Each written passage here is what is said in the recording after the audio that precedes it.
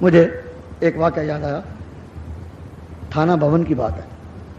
حضرت مولانا محمد اشرف علی صاحب تھانوی قدس اللہ سرہ العزیز، یہ 14ویں صدی کے مجدد گزرے ہیں۔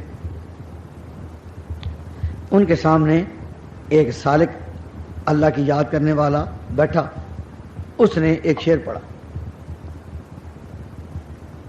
کسی کا اور کہا اللہ کے حضور میں، اگر بخشے زہے قسمت، اگر بخشے زہے قسمت، جو نہ بخشے رضا اس کی۔ اگر مالک بخش دے تو میری قسمت، اور جو نہ بخشے تو مالک ہے۔ اگر بخشے زہے قسمت، جو نہ بخشے رضا اس کی، سر تسلیم خم ہے جو مزاج یار میں آئے۔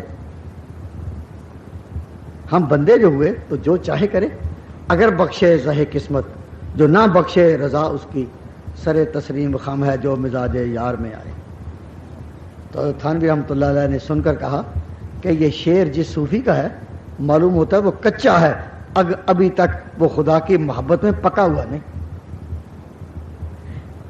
ویسے تو اللہ ہی جانتا ہے، لیکن شعر بولتا ہے، شعر کے الفاظ بولتے ہیں کہ ابھی وہ کچا ہے، پکا نہیں۔ تو خدام نے عرض کیا حضرت تھانوی رحمۃ اللہ علیہ سے کہ حضرت اس نے کیا کچے کی بات کہی، پکا ہوتا تو کیا کہتا؟ تو حضرت نے پھر ترمیم کی، فرمایا کہ جب اس نے کہا اگر بخشے زہے قسمت، جو نہ بخشے رضا اس کی، اگر بخشے تو میری قسمت اور نہ بخشے تو اس کی مرضی، فرمایا اس میں استغنا کی بو آتی ہے کہ جو نہ بخشے تو اس کی مرضی، گویا اب مجھے فکر نہیں۔ نہ اللہ کے حضور جب مانگو تو استغنا کی بو بھی نہ ہو، نہ محتاج کی ہر لمحے اشارے میں ظاہر ہو۔ تو پوچھا کہ حضرت پھر کیا کہنا چاہیے تھا؟ فرمایا وہ یہ نہ کہے اگر بخشے زہے قسمت، جو نہ بخشے رضا اس کی، اس کی بجائے یہ کہے اگر بخشے زہے قسمت، جو نہ بخشے کروں زاری۔ اگر وہ نہ بخشے میں اور زاری کروں گا، تڑپوں گا تڑپوں گا، محتاج ہوں۔ جب محتاج ہوں، ضرورت مند ہوں، طالب ہوں، تو طالب کا کام ایک طرف کنارہ کشی نہیں، وہ پھر بار بار تڑپے گا، زاری کرے کس کے آگے؟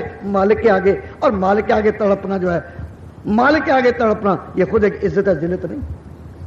تو حضرت نے فرمایا کہ میں یہ نہیں کہتا وہ کہے اگر بخشے زہے قسمت تو نہ بخشے رضا اس کی، بلکہ یہ کہنا چاہیے اگر بخشے زہے قسمت، جو نہ بخشے کروں زاری، کہ اس بندے کی کیوں خاری مزاج یار میں آئے۔ تو اللہ سے ایک ایسا تعلق ہونا چاہیے کہ جس میں ہر وقت ہم اس کے محتاج ہیں، ہر وقت، ہر